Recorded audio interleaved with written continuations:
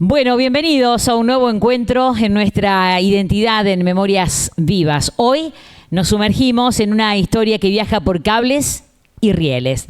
En el capítulo que veremos hoy, titulado El hilo del hierro, las comunicaciones en la era del ferrocarril. Vamos a descubrir cómo Montemaíz, como otros pueblos, pero nos vamos a interiorizar en el nuestro, cómo se comunicaba con el mundo cuando la inmediatez no era un clip como el de ahora, sino un código de sonidos.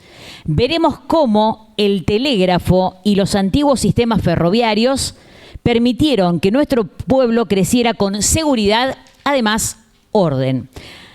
Tras el documental conversaremos con gente del Centro de Estudios Históricos sobre el inmenso trabajo de rescatar estos objetos y sobre todo los testimonios que hoy vuelven a cobrar vida. Primero compartimos el documental y después recibimos a nuestros invitados.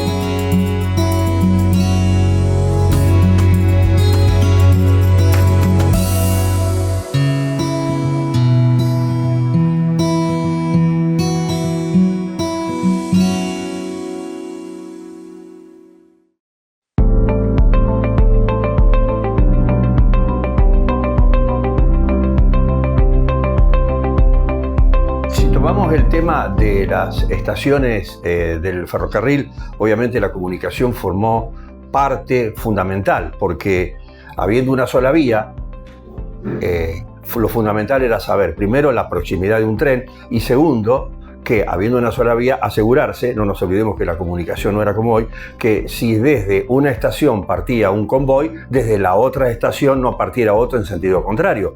De hecho, ha habido muchos accidentes en Argentina, inclusive hay una página de YouTube que muestra todos los accidentes que han ocurrido con dos convoys que se agarraron de frente. Y vos decís, ¿y cómo podía ser? Y bueno, en el medio de la noche la iluminación, locomotoras de vapor, la iluminación no era lo que era hoy y han tenido encontronazos de frente con cifras considerables de muertos. Entonces esto servía, primero nos vamos a basar en el telégrafo, se usaba el código Morse, que el código Morse era a través del tac-tac, ¿no? A través de impulsos eléctricos, que eso tenían un significado de acuerdo a los golpes que le daba, a la frecuencia de los golpes y a los intervalos, ¿no?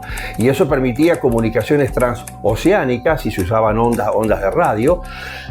Eran generalmente ondas de baja frecuencia para que puedan ser rebotadas a la Tierra a través de la ionosfera y recorrieran distancias enormes. Bueno, si lo vemos en el Titanic, ahí vemos realmente cómo el barco, en el momento que el barco zozobra, desde la sala de telegrafía del barco se empiezan a mandar impulsos eléctricos a través de código Morse para que todos los barcos que estuvieran lo más cerca posible, y en este caso fue el Carpathia, que se llegó hasta el lugar. Entonces servía para eso, pero era Morse, todavía no se imaginaba una comunicación inalámbrica hablada. Así que esto fue lo primero, del 1800, de mitad de 1800 para arriba. Y se usaban las estaciones también como envío de datos entre todas las estaciones. En este caso, si nos vamos a nosotros, el sentido particular nuestro, era Río Cuarto, Rosario. El tren era una y una, es decir, había una frecuencia que salía de Rosario, recorría toda esta zona, iba a Río Cuarto, y ese mismo tren al otro día hacía el recorrido inverso.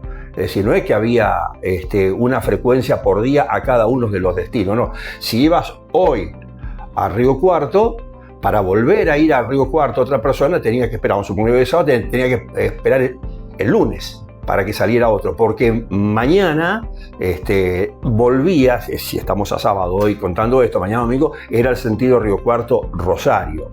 Un recorrido largo y sobre todo cuando el tren llegaba a la ciudad de Firmat, ahí había un cambio de vía, ahí la máquina demoraba un montón porque tenía que correrse con los vagones, dejar los vagones en una línea, cambiarse de dársena para poder volver a engancharlo otra vez y cambiar sentido. Era todo un viaje de 8 horas, inadmisible hoy, pero bueno, para la época era coche comedor y toda esa historia, ¿no? Entonces, si vamos al caso de las comunicaciones entre estaciones, es esto: a través de los hilos que hemos visto hasta hace poco, todavía están los postes, y los postes, los cables no están, pero se los han robado, no porque se hayan caído, eran unos alambres inmensos que en algunas rutas todavía se ven tendidos. Fíjese la eternidad, que todavía están los aisladores de porcelana y están los postes de hierro hechos de riel, que todavía hoy vemos que son usados para fibra óptica. Si vamos para el lado de Escalante o para el lado de Santa Fe, vemos al costado de la vía, uno detrás de otro, no hay ninguno caído, y ahí aprovecharon para montar la fibra óptica, que yo decía es el ayer y el hoy, ¿no? O el ayer y el futuro, porque tenemos la fibra óptica, que es el significado de lo moderno, de la revolución de las comunicaciones, y tenemos a su vez esos postes con los travesaños todavía galvanizados y los aisladores intactos, después de 130 o 140 años. Es decir, es impresionante la calidad y la durabilidad que se le daba a las cosas. Imaginemos esto de bronce, que tiene una duración eterna, ¿no? Así que bueno, podemos hablar de esto, que a través de impulsos eléctricos se enviaban desde las estaciones Montemaíz y recibían todas las del recorrido, porque cuando vos pulsabas, recibían todas, por eso iba un paquete de líneas. Este sistema también se usaba en las locomotoras. Si la locomotora sufría algún percance, porque obviamente no tenía comunicación móvil la máquina, pero si la locomotora sufría algún percance en la vía y se quedaba, se bajaba alguien con una escalera chiquita, porque los postes no eran altos, tiraba los ganchos, como se decía, ponía 2 ganchos en los cables y comenzaba a emitir impulso eléctrico con esto, diciendo: nos quedamos entre Isla Verde y Montemaíz, estamos en tal lugar, con tal problema, etcétera, etcétera.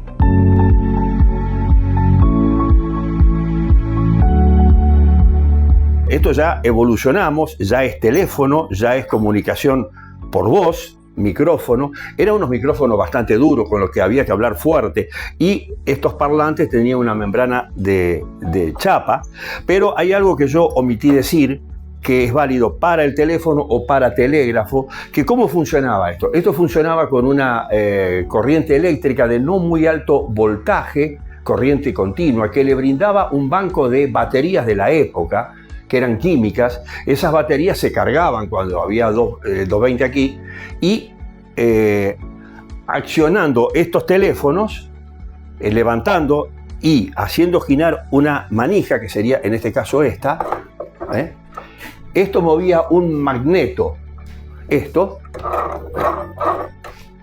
y ahí estás llamando. ¿Qué pasa? Ese magneto, sobre la corriente que ya tiene, tanto el telégrafo como esto, que está permanentemente, porque tiene que tener corriente para poder andar, ese magneto le generaba unos picos de corriente alterna y hacía acá,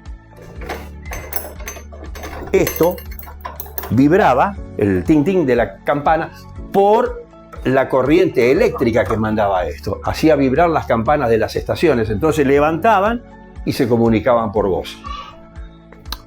Vuelvo a decir, tenían banco de batería. No nos olvidemos que Montemaíz, en la década del 50 y principio del 60, la luz se cortaba a las 12 de la noche y volvía al otro día.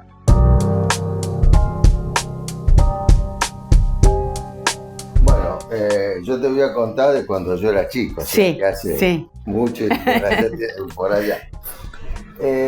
Estos aparatos tienen estos patrones, o pongámosle testigos, tienen un nombre, pero yo realmente no sé cómo se llama. Es para habilitar, cuando por ejemplo de este lado Escalante, acá al lado Isla Verde. Sí. Cuando habilitaban, ellos se conectaban con este teléfono para la estación y este otro para Isla Verde. O sea, según de qué lado venía. Para dejar la vía libre y que el tren tuviera paso. Entonces, el que se ponía en este aparato, estos fierritos, llamémosle, se lo daban en la estación, y ese sería como el certificado de viaje que tenía, el pasaporte que tenía el maquinista, para poder pasar. Sin eso no podía viajar.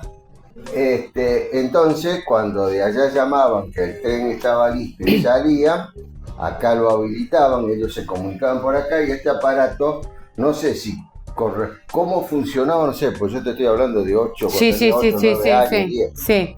Yo sé que ahí en esa forma podían sacar cuando de allá salía podían sacar un coso de esto. Lo ponían acá, ¿no es cierto?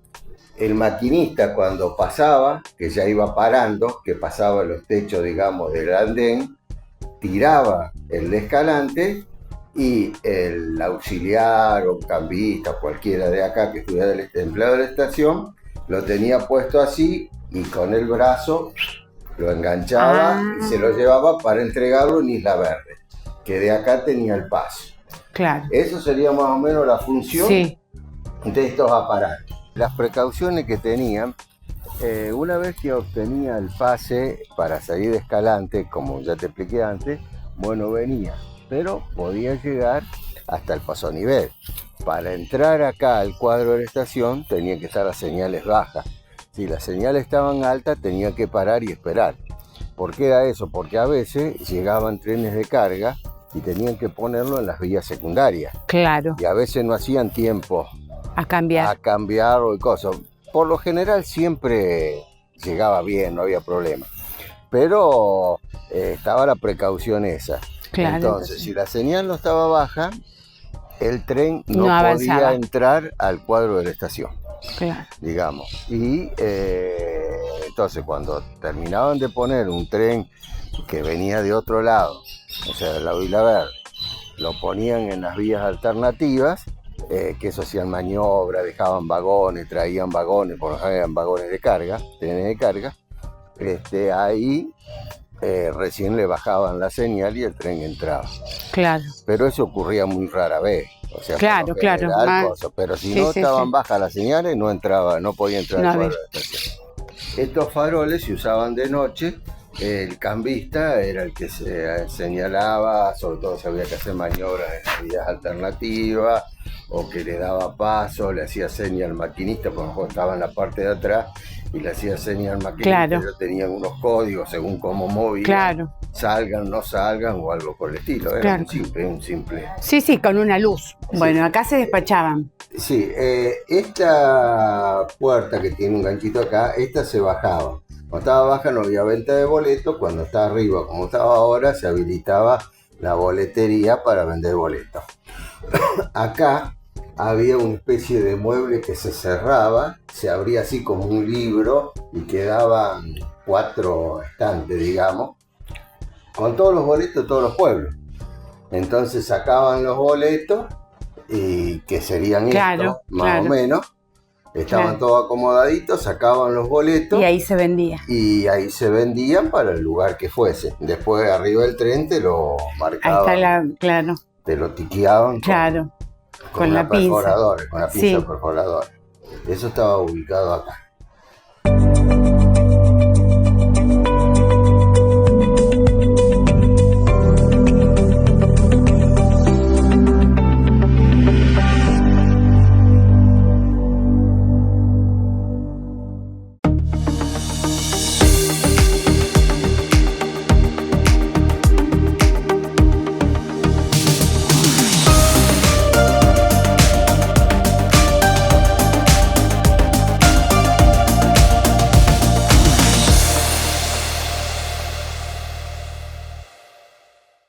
Bueno, ahí está, ahí compartimos entonces este documental de El Hilo de Hierro, del cual vamos a charlar en el día de hoy. Susana, Pato, Pardal, Susana Regiori, ¿cómo están ustedes? ¿Todo bien? Bueno, Muy bien, muy bien. Estuvimos ensayando fuera de aire, ¿no? Con el micrófono. Sí, pero me olvidé. Bueno, bienvenidos a este nuevo programa, a este viaje increíble. En este capítulo escuchamos 2 voces muy distintas. Una desde el recuerdo de la infancia, de cuando frecuentaba la estación, y otra desde la pasión técnica por la comunicación. Como parte del museo, vamos a preguntarles fundamentalmente qué valor tiene para ustedes rescatar esos recuerdos. Ya venimos hablando en los otros programas, ¿no? Más allá de rescatar, que es lo que ustedes hacen, es mantenerlos en el tiempo y mostrarle que seguramente debe haber jóvenes del otro lado viendo el programa y dirán, che, ¿qué es eso? Y era un elemento tan importante en aquellos tiempos para poder comunicarnos, Pato. Y sí, no había otro medio de comunicación que pudiera hacerse. Entonces, me acuerdo que yo cursaba el secundario en Pose, y a la 1 de la tarde pasaba el ferrocarril y todos a la 1 de la tarde estábamos ahí, mirando a la gente que venía, saludando, bajaban, subían gente, mucho movimiento. El tren era algo novedoso. Novedoso para nosotros, para ustedes, chicos, sí. Pero ya hacía bastante tiempo claro. que funcionaba, o sea que es muy importante para la comunicación de los pueblos, de la ciudad. Él se iba a Rosario, y bueno, como este de acá, que va a Rosario con Río Cuarto, pero es una comunicación muy interesante. Y las travesuras de chicos, ¿no? Con el paso del tren, che, que viene, pasamos, no pasamos. Sí, realmente. Tirabas algo en los rieles como para ver si... Y el que miraba al revés, por ahí, una cachetada, entonces se quería bajar, no se podía bajar del tren. No. Así que ya se iba mal, miraba mal, pero bueno.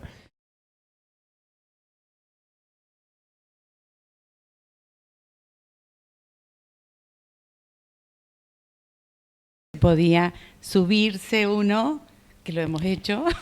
Lo hemos hecho todo a eso, sí. Subir, bajar. Subir y después bajar. Había que tener un cuidado tremendo.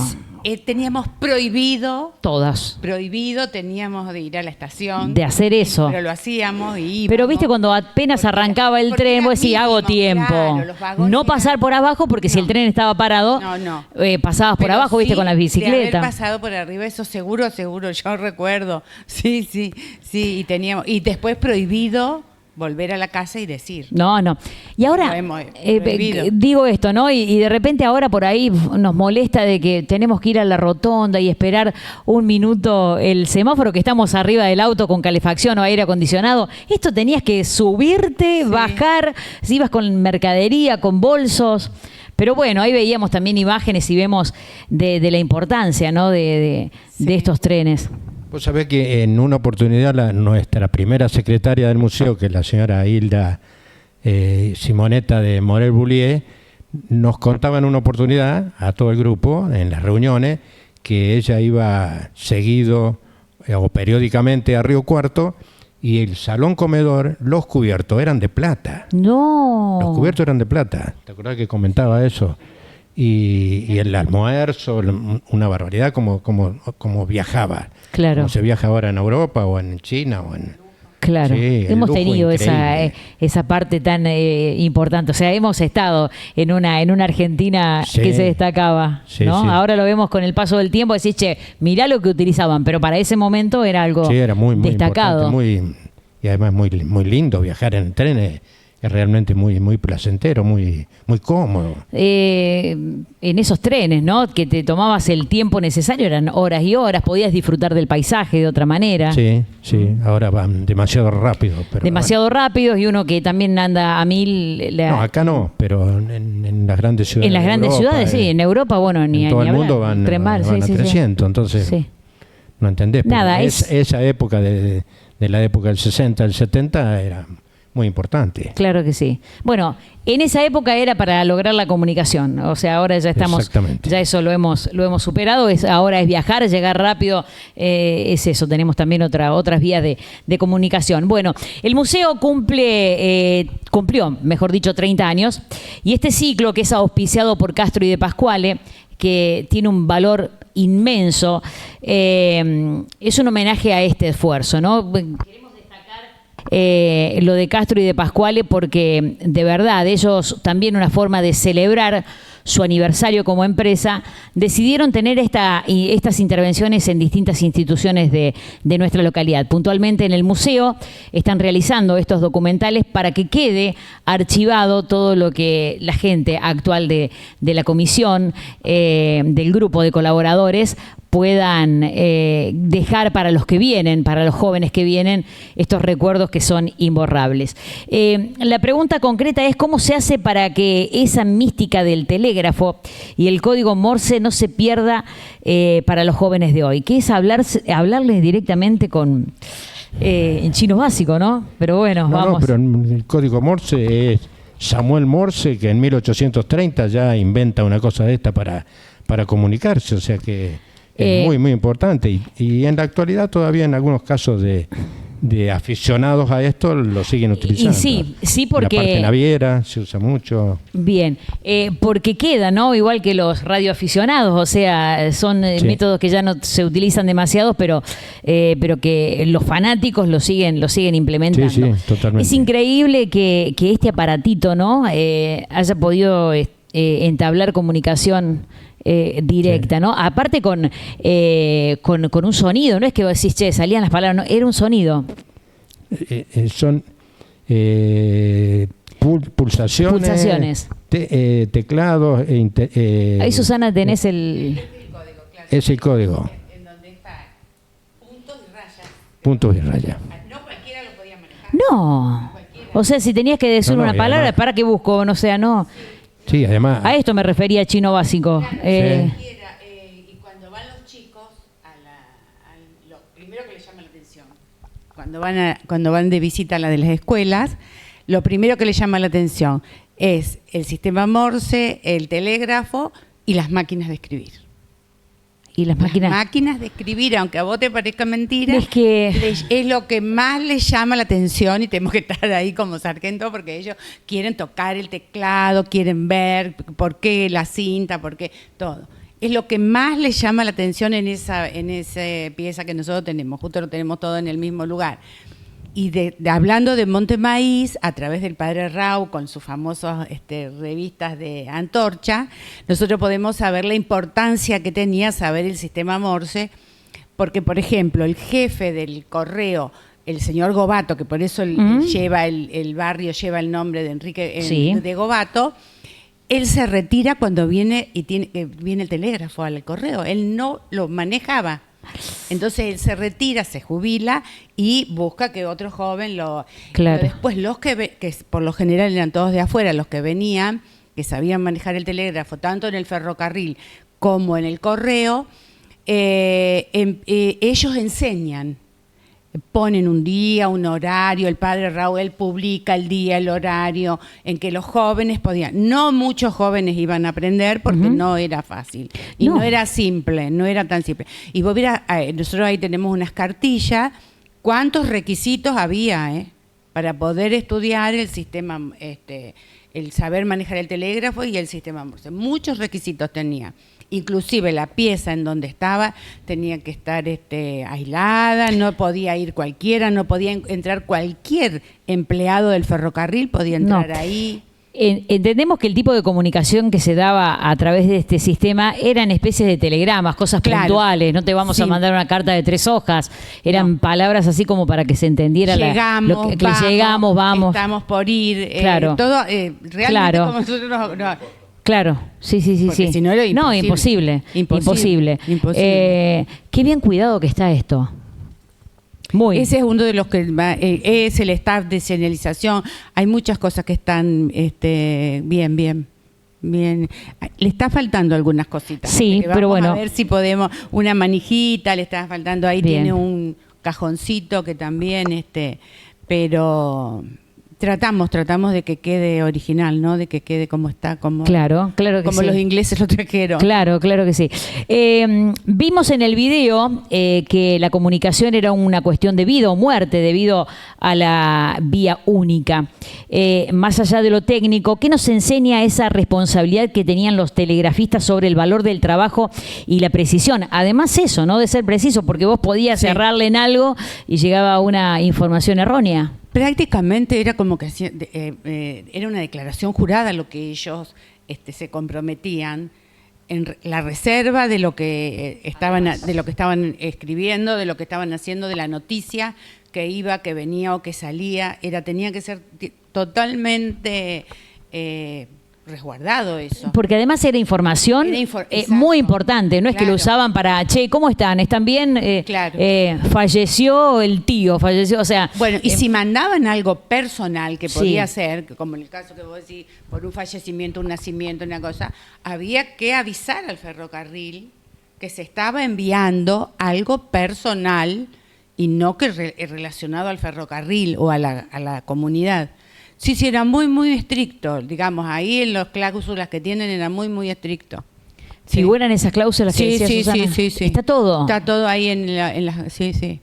Y en uno que encontramos, que también que nosotros lo habíamos abordado, son las claves para cuando fue lo de las langostas. Todo, acá cuando la invasión de langostas, que nosotros hicimos un capítulo relacionado a eso, bueno, tenían claves, tenían todo, tenían que llevar como un registro, suponiendo en Montemaíz hubo una manga en tal lugar, todo. Cuán cerca a lo mejor era en la otra ciudad o localidad, Escalante, bueno, todo tenía que estar registrado a través del telégrafo, a través de telegramas porque claro, había sido una invasión. Una invasión. Sí. Había sido una invasión lo de las langostas. Pero esto no hace mucho que lo encontramos. Vos que fue seguís acumulando información, Susana. Cable telegráfica. Bueno, yo dije, es del telégrafo. ¿Qué va a decir más que cuando me pongo a leer? Era todo relacionado a cómo tenía. Y fíjate que tenían hasta claves de cómo iban a poner. La inteligencia que manejaba la gente de esa época también, ¿viste? Porque decimos, ¿cómo evolucionamos? La gente de ahora, los chicos de ahora, ahí tenías que saber. Se equivocaban en algo, imagínate que ponían un todo desastre. mal. Sí. Bueno, ahí vemos imágenes también de los rieles, del cambio de vía. También. Qué lindo era. Los otros días también incluso recordaba, no tengo familiares que han trabajado en el ferrocarril, la importancia de los trabajadores, ¿no? Para el mantenimiento de la... Los cambistas, ellos eran... Le contábamos a los más chicos de la familia, ¿no? Que tenían las zorritas que iban, ¿no? Que primero eran a mano, que las empujaban así. Después ya, claro... ¿Cómo se les llamaba a los que trabajaban? Los catangos. Sí. Tengo un tío que ha trabajado en eso. Sí. Muy fanáticos. Muy. Tremendamente cuidadosos de su trabajo, de todo, en el ferrocarril, en el tren, en todo. Sí, muy meticuloso, sí. Bueno, aparecen objetos fascinantes, como estamos viendo, como los teléfonos a manivela que funcionaban, aunque el pueblo se quedara sin luz. ¿Viste qué importante? Ahora se nos corta la luz y morimos, nos falta absolutamente todo. No podemos, y parece que se nos termina el mundo sin la comunicación de celulares, esas cosas. ¿Tienen estos aparatos en el museo que los visitantes pueden ver? Digo, hablamos de estos teléfonos con manivela y tocar para entender cómo funcionaba la comunicación en esa época. Digo, tocar debe ser una cuestión delicada, ¿no? Porque es también preservar eso. Para comunicarse de una estación a otra, para darle vía libre al que tren vaya, si viene de Isla Verde, va a Escalante, tenían el maquinista traía en un aro, que lo tenemos ese aro, traía se llama el bastón, pero el block staff que se llama, entonces tiene que entrar en los dos aparatos serían de block staff que tenemos ahí, que están en cada estación de ferrocarril, y para dar vía libre tiene que entrar ese bastón de hierro, que si no entra quiere decir que la vía está clausurada, que no puede seguir porque tiene algún inconveniente de un lugar a otro. No puede ir Escalante porque hay una vaca, algo se cruzó.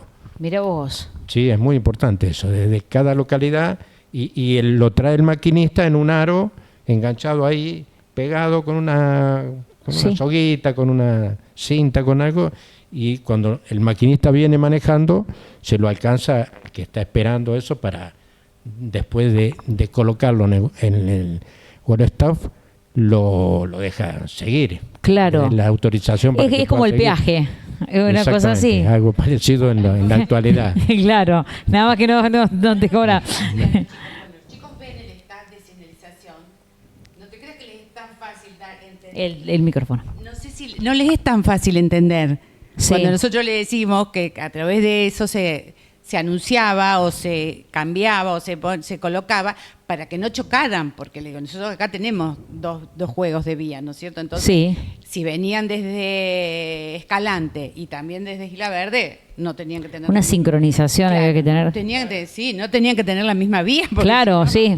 No. Pero además, visitando el museo, una señora de Isla Verde, que ahora Sí. vive en Montemaí, una señora dice, ustedes no corresponde que tengan esto acá, porque acá dice Isla Verde. Empezó la pelea de Claro, pueblo. Isla Verde dice acá. Y del otro lado dice Escalante, o sea que... Algo mal. no. Nosotros tenemos... Y ustedes allá Escalante tiene Montemaí y La Borde. tiene Montemaí. Claro. Pero bueno, es medio difícil de poder entender, entenderlo, claro. Pero no tampoco tan difícil, ¿no? Porque, No, de ponerse de acuerdo entre ustedes. Pero magnéticamente eso entra. Si no entra eso, no puede salir el tren porque no tiene la vía libre. No, Claro. Y para los chicos, viste, vos ahora subís a un tren y salís. Antes, viste, que hacían, no recuerdo cómo se llamaba, pero viste que iban para atrás, venían para adelante, es como las maniobras. Todas esas maniobras, las pero maniobras. están con las lámparas grandes que todavía están, que las tenemos ahí. Con esos faroles le daban hasta donde están los límites, que se van cambiando de vía, porque hay una como 2, 3 en cada galpón de la cooperativa. Van der Oeven en su momento tenía para cargar, entonces se cargaba muchos cereales ahí. Sí. Y se iban enganchando. Un trabajo bastante complicado, no complicado, sino de tiempo, porque va despacio el tren. Y ahora también en la actualidad no es muy rápido por el cambio de vía y todo lo demás. Claro, Pero... y tenemos que decir a los jóvenes, no solamente eran trenes de pasajeros, sino también... de carga de... Y de carga de cereales, vos lo acabás de mencionar, de repente venían aceite, azúcar, o sea... venía todo. Todo. Las gallinas, venía el diario, venía todo. O sea, animales. Sí, todo lo que es comestible. Donde ahora está la terminal, Sí. ahí eran los corrales. Los colonos venían, dejaban los animales, porque a lo mejor el tren salía a otro horario, dejaban ahí, estaban los corrales y después los subían, cada uno tenía su marca, su guía, tenían todo, y después los subían al tren y los llevaban a destino. Sí, ahí eran los corrales. Vos sabés que una anécdota contada por un pariente mío que ya no está, pero que se acordaba que Ley Seca, pasando la curva a la izquierda, yendo por Isla Verde, cuando cargaba el tren criaba cerdos, criaba chancho. Los llevaba toda la orilla de la ruta hasta Isla Verde y llenaba un tren completo para Buenos Aires. Sí, para Rosario, de ahí muy probable que la mitad haya ido para Buenos Aires, algo por el estilo, pero mucha cantidad, todo arriándolos a caballo, ¿no? Arriándolos a caballo. Sí, a caballo. A la orilla izquierda del Frente de los Mena, todo para allá, llevándolos por ahí. Qué bárbaro. También habla del poco tráfico de autos y todo eso, ¿no? Sí, el tráfico es muy poco. Claro, muy poco, casi nada. Bueno, el documental menciona que esos viejos postes de hierro, recién José los mostraba por ahí, ahora llevan fibra óptica, ¿no? Es una imagen muy potente de lo antiguo unido al futuro, a la actualidad también y al futuro.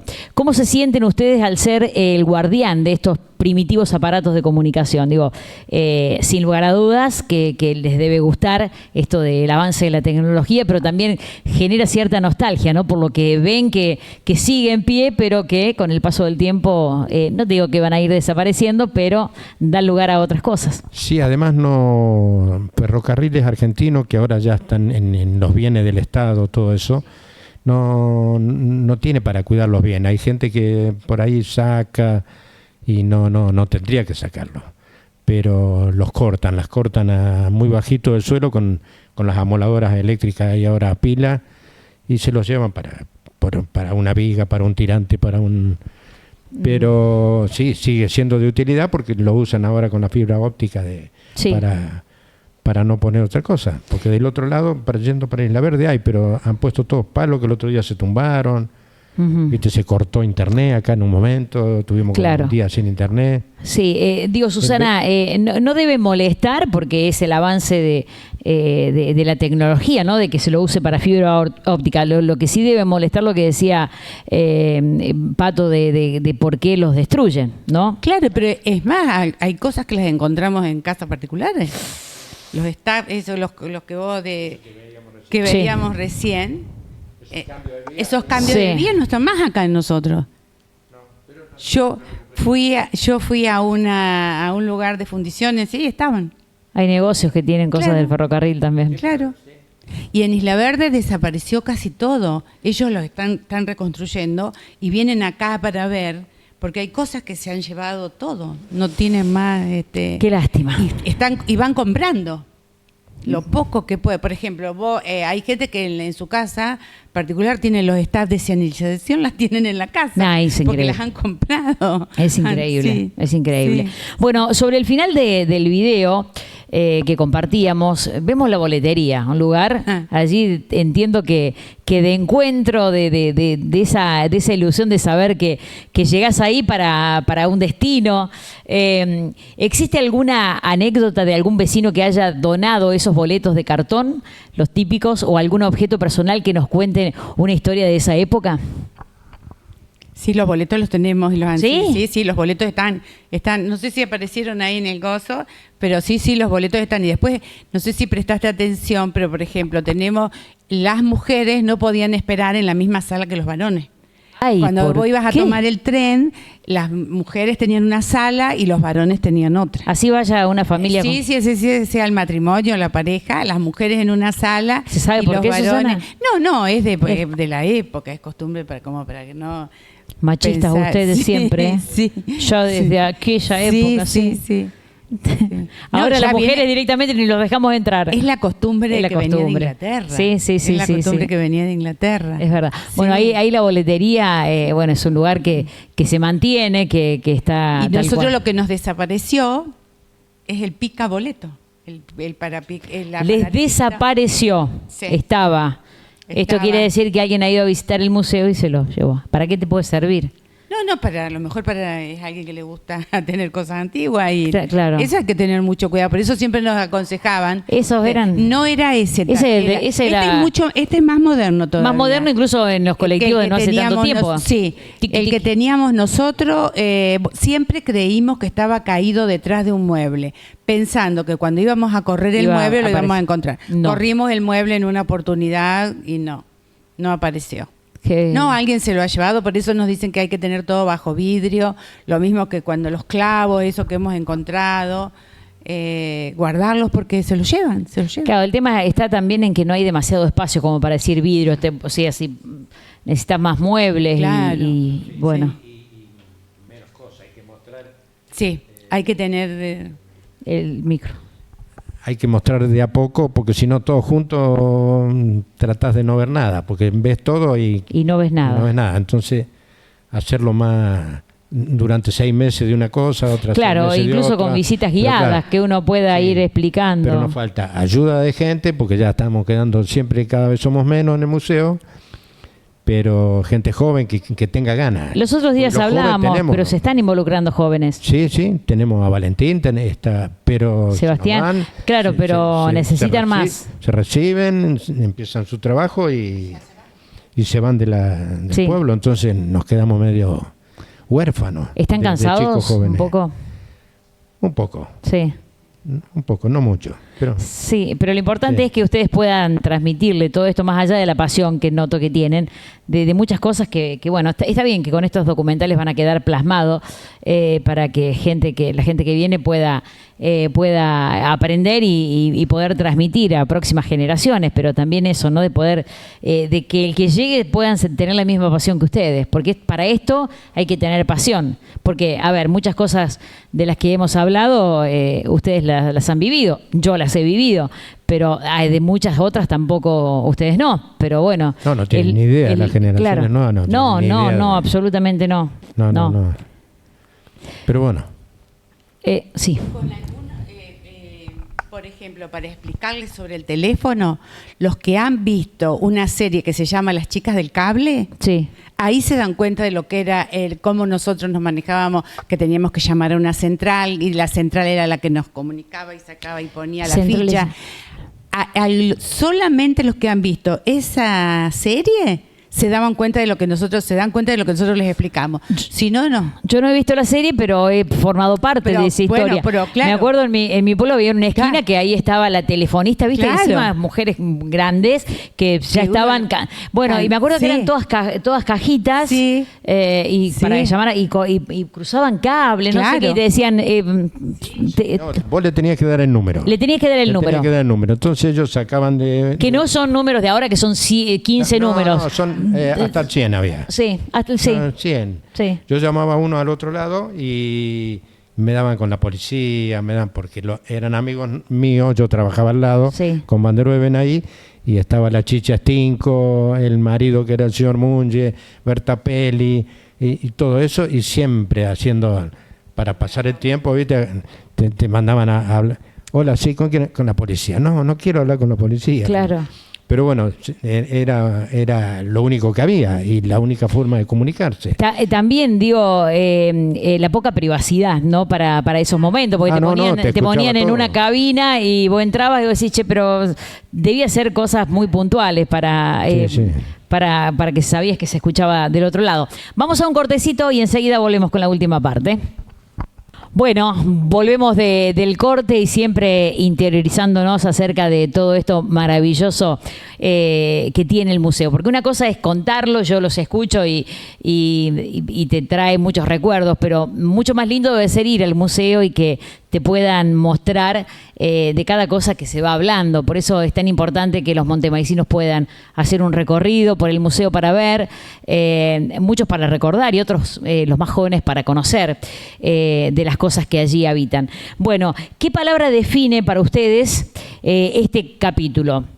Puede ser una puntual o las tres: nostalgia, seguridad, progreso. Y es bastante difícil, pero el progreso nos lleva puesto. Sí.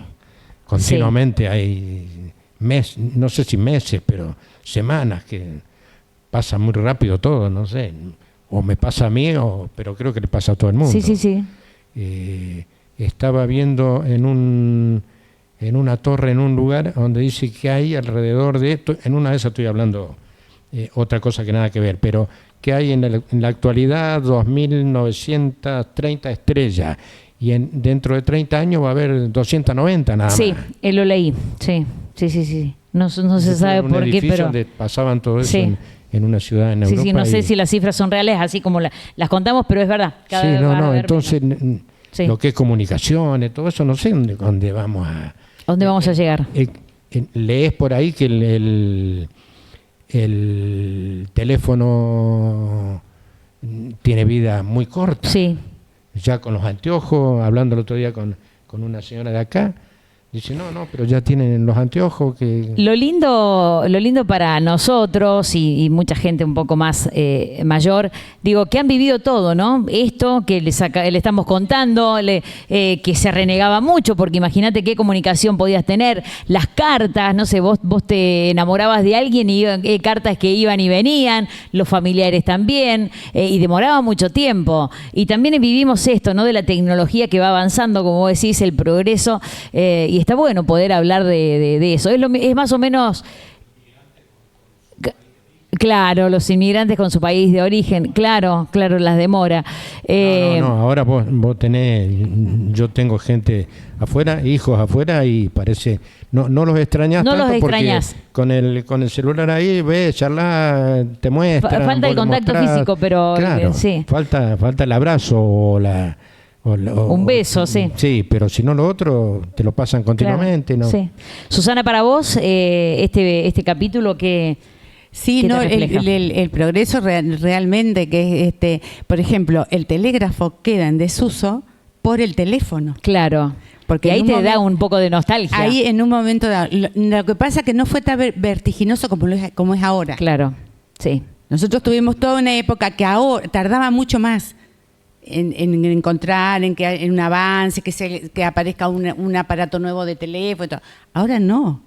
Ahora es vertiginoso. Vos hoy sacaste un teléfono y mañana ya... Imagínate, por ejemplo, iPhone una vez por año, o está ya cada vez menos, te trae un teléfono nuevo. Decís, che, y de repente crees que tenés lo último y con el correr de los meses vos decís, che, pero esto ya no es... Con los autos con los autos, con todo. Sucede lo mismo. Nosotros teníamos computadoras, con todo. Y punto. Sí. De auto. Exacto. Cuando éramos chicos y después era tan fácil de identificarlo y ahora es impresionante. Puntualmente, digo, ¿qué mensaje le pueden dejar a los jóvenes de hoy, estas generaciones nuevas que no han vivido esto y que los tiene tan atrapados la tecnología? No, nosotros la finalidad nuestra es que lo valoren, que valoren todo lo que hay ahí, que lo cuiden, que traten de valorar y de cuidar, que no lo hacen tanto porque vandalizan bastante la casa del ferrocarril, porque no queda otra cosa del 1902 en Montemaíz. No hay prácticamente. Eso es lo más antiguo que hay. Y es el nacimiento de Montemaíz como pueblo. Montemaíz surge como pueblo por el ferrocarril. Sí. Tiene una vida anterior, pero como campo. ¿Qué crees que puede estar pasando de que no nos interese? Tal vez esto, ¿no? De la tecnología, que ponemos dos palabras y de repente tenemos todo esto, ¿no? No, ellos no lo palpamos, pero... si no está en internet no existe. No. Antes había que... Se formaron de esa manera. De hecho, para estudiar vos tenías que ir a una biblioteca, resumir, y ahí es también donde aprendías, porque ahora es copiar y pegar y vos decís, che, ¿de qué estoy? Vas y das una materia y no sabés qué. Claro, pero qué peligroso. Yo el otro día con una persona muy peligroso. Había ido a un acto y me dice, vengo asustadísima, porque 3 discursos, los 3 iguales, dice, para mí fueron sacados inteligencia artificial. Eran exactamente un calco, porque ella se ve que vos le das tantos datos, bueno, y te Sí. Sí, claro. Inteligencia artificial. Claro. O sea, nos facilita un montón. De hecho, para los que trabajamos en los medios de comunicación, queremos crear una imagen, un texto para una noticia. Y enseguida te da, parece que somos súper profesionales, pero también dejamos de lado eso de... estamos perdiendo, ¿no? La capacidad de redactar, de pensar. O sea, es tan rápido lo que tenés que comunicar que no te puedes detener a decir, che, voy a redactar. No, y los chicos no quieren perder tiempo en leer, en buscar. Que se lo dé enseguida. Todo fácil, todo rápido. Vive también, Bueno, una presentación más de estos documentales. Hay varios también para seguir recorriendo. La gente aquí de la nueva pantalla, la gente de la televisión digital, la TV digital, va a poder disfrutar en distintos sábados de los 4 capítulos anteriores que dimos en el otro canal, pero nosotros vamos a seguir avanzando con lo que queda y por eso queremos hacer es importante recordar que en definitiva es un rescate de esto que hacemos en la historia. Es también un rescate, es parte de las acciones de responsabilidad por el 60 aniversario allí de la firma Castro y de Pascual. La verdad que es un aporte increíble. Para eso tiene que estar en el medio Andrea Porello, de estas empresas que la cantidad de años que tienen forman parte también de todo esto que mostramos, ¿no? De la historia viva de nuestro pueblo. Y haber realizado esto a modo de festejos de su aniversario, hacer estas intervenciones para mí es fantástico y tiene un valor cultural impresionante de la firma de Castro y de Pascuale. Bueno, gracias por acompañarnos. Porque son siempre caritas repetidas ustedes, pero son los más. Está Cristina Arguello allí del otro lado, pero Cristina es pero ya hay un capítulo que ya va a tener que vas a venir, Cris. ¿Podemos adelantar en cuál es? Sí, ya va, falta, pero ya. También, sí. Muy bien. Sí. Muy bien, vamos. Sí. Muy bien. Sí. Bueno, la historia de nuestro pueblo sigue viajando, por supuesto, y nosotros estamos aquí para contarla. precisamente Susana y toda la gente de este equipo de trabajo están para contarla. Y es importante que ustedes se prendan en esto porque es también aprender un poco de dónde venimos, y de aprender de ese de dónde venimos estamos enfocados hacia dónde vamos, ¿no? Porque no podemos olvidar qué fue lo que vivimos, lo que vivieron nuestros familiares, aquellos que realmente hicieron fuerte a cada una de las localidades de la región.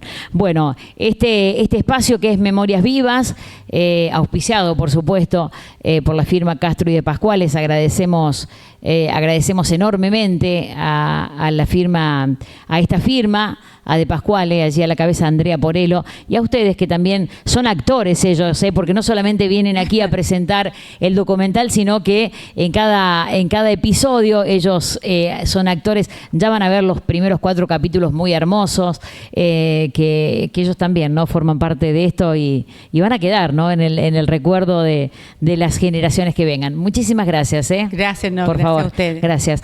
Hacemos un cortecito breve y ya venimos prácticamente para despedirnos de Conectados.